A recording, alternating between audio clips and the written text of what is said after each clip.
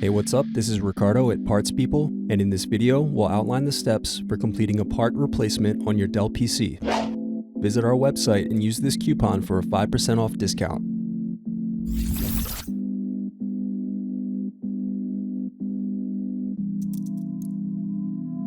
Unscrew and remove bottom base.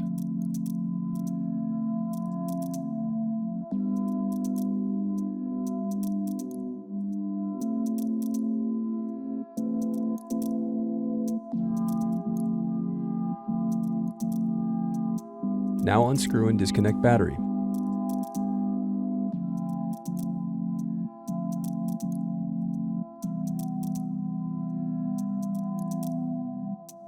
Now unscrew and remove bracket.